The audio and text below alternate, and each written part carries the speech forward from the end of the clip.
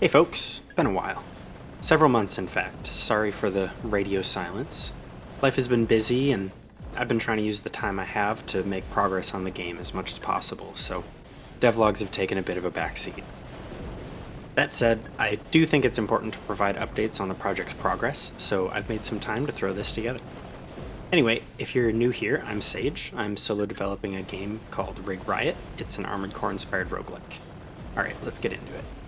So, about a month after the latest devlog, I launched Riot's demo.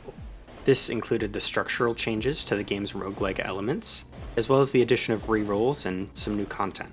The demo's launch was wildly successful, with the game's wishlist count roughly tripling, increasing from 8,000 to 24,000 in just a couple weeks. This meant a lot more eyes on the game and a lot more bug reports. I intentionally launched the demo about a month before NextFest because I knew things would come up and I wanted to be able to make whatever improvements were needed in time. I also had a special update planned that I still needed to finish. Improvements made around this time included making upgrade selection a single button press, adjustments to the tutorial, changes to enemy spawning behavior to prevent them from spawning on top of you, and a ton of bug fixes. Once NextFest rolled around, I dropped a pretty big update for the demo. This update added quad legs, as well as the ability for the player to start with more than one weapon.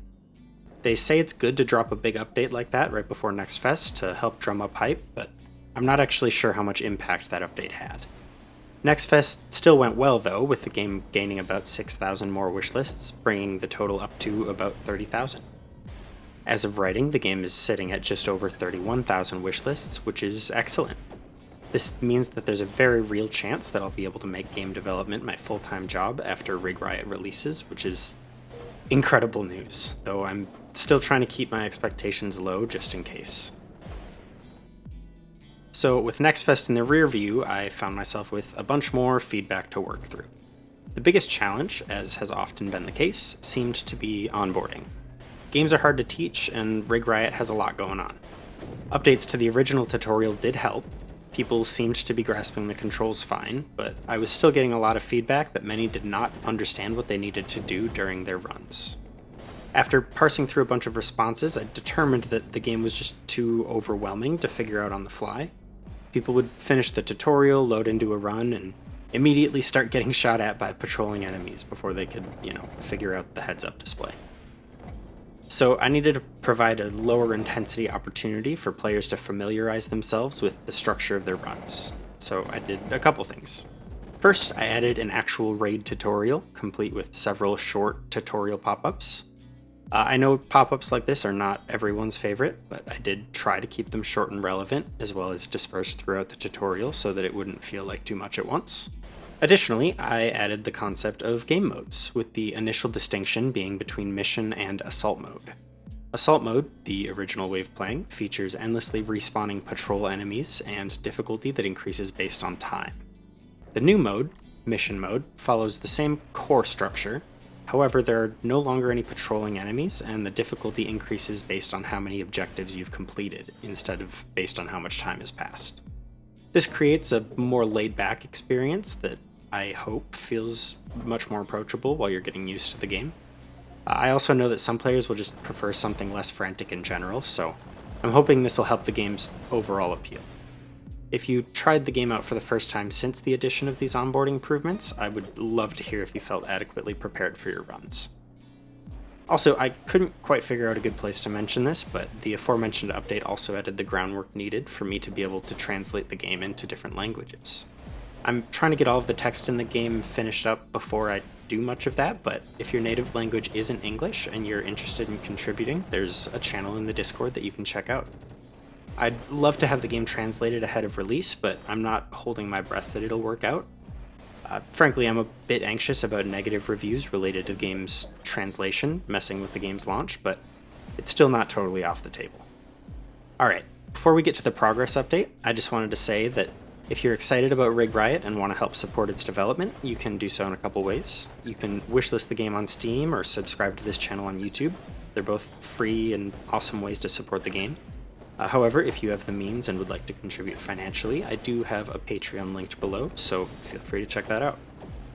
Alright, progress update time. Since the update to the tutorialization, I've implemented the fourth of the game's 5 planned stages, added the biped leg type, worked on improvements to the game's audio and visual presentation, composed more of the game's soundtrack, and a ton of other little things. I've got the rest of my tasks mapped out, and I'm moving at a solid pace for getting the rest of the game's content implemented.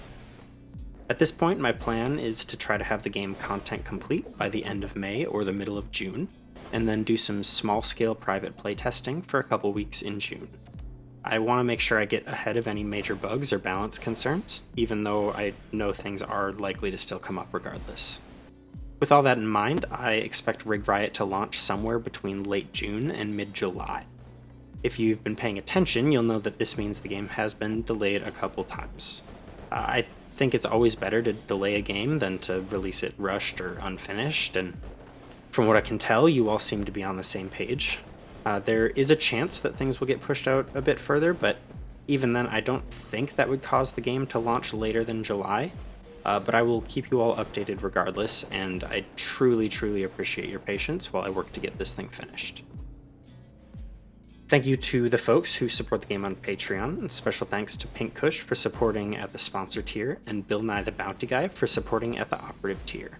Links to the game's Steam page, Discord, and Patreon can all be found in this video's description. If you have any questions I didn't address in this video, feel free to leave a comment or ask in the game's Discord. I'm not expecting to have time to put another devlog together ahead of launch, so if we don't talk until then, I just want to say thank you all so much for supporting this game. I can't believe how much I've fallen in love with this process, and it makes me so happy to see all of you having fun with my game. I can't wait for you to see all of the stuff I'm working on for the full game, and I truly hope you'll love it. See you next time.